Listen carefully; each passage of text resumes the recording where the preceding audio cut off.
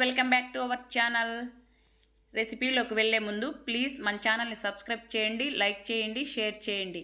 ఇవాల్టి recipe chicken బోన్స్తో gravy అండి. చాలా అంటే చాలా బాగుంటుంది, ఒక్కసారి ట్రై చేయండి. ముందుగా ఓ మిక్సీ జార్ తీసుకుని ఓ పెద్ద సైజు ఉల్లిపాయ ఒకటి వేసుకోవాలండి. 2 టమాటాలు, ఓ ఇంచు అల్లం ముక్క, కాస్త వెల్లుల్లి, 5-6 జీడిపప్పులు వేసుకోవాలండి. పచ్చి కొబ్బరి వేసుకోవాలండి. పచ్చి కొబ్బరి లేకపోతే ఎండు కొబ్బరి అయినా వేసుకోవచ్చండి. 1 టేబుల్ స్పూన్ ధనియాలు వేసుకొని మెత్తగా గ్రైండ్ చేసుకోవాలండి. ఈ విధంగా పేస్ట్లా చేసుకోవాలి.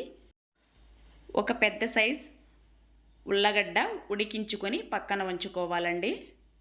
హాఫ్ కుక్ అయితే సరిపోతుంది ఉల్లగడ్డ. ఇప్పుడు ఓ కడాయిలో తగినంత ఆయిల్ వేసుకోవాలండి. ఆయిల్ బాగా హీట్ అయిన తరువాత మసాలా దినుసులు వేసుకోవాలండి. ఓ ఇంచు దాల్చిన చెక్క, 2 ఇలాచి, 4-5 లవంగాలు, ఒక బిర్యానీ ఆకు వేసి అది కాస్త వేగిన తర్వాత మనం ముందుగా ప్రిపేర్ చేసుకున్న మసాలా ఇందులో యాడ్ చేసుకోవాలండి. ఒకసారి మసాలా మొత్తం కలుపుకోవాలండి. అడుగు మాడకుండా అప్పుడప్పుడు ఈ విధంగా కలుపుతూ ఉండాలండి. ఏమంటే మనం జీడిపప్పు వేసాము, అది ఎక్కువ అడుగంటుతుంది.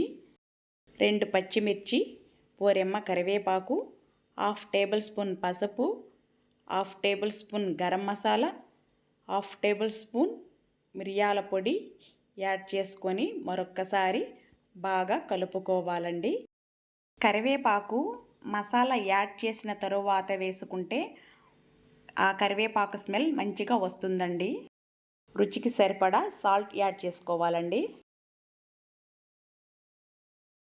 మసాలా ఎంత వేగితే అంత మంచి టేస్ట్ వస్తుందండి గ్రేవీకి. చూడండి, మసాలా ఈ విధంగా మగ్గితే సరిపోతుందండి. ఇప్పుడు చికెన్ బోన్స్ వేసుకోవాలండి. వేసుకొని ఇందులో వచ్చే నీరు మొత్తం ఇనికిపోయే వరకు ఈ మసాలాలో చికెన్ బోన్స్ వేపుకోవాలండి.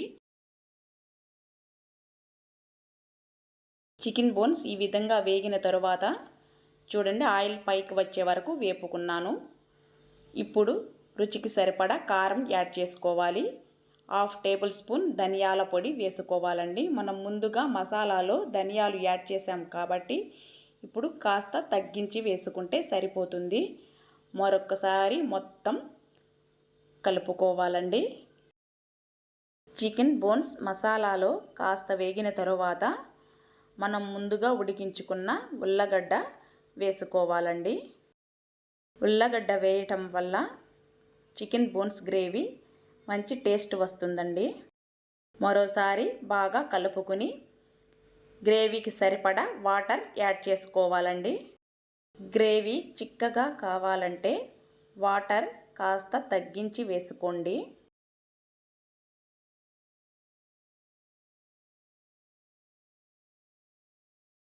నేనైతే మరి కాస్త వాటర్ యాడ్ చేసుకుంటున్నానండి.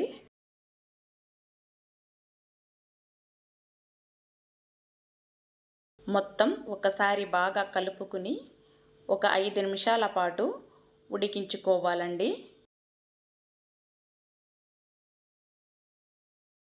5 నిమిషాలు ఉడికిన తరువాత చూడండి, ఆయిల్ మొత్తం పైకి వచ్చేసింది. ఇప్పుడు మంచిగా ఉడికిపోయిందండి.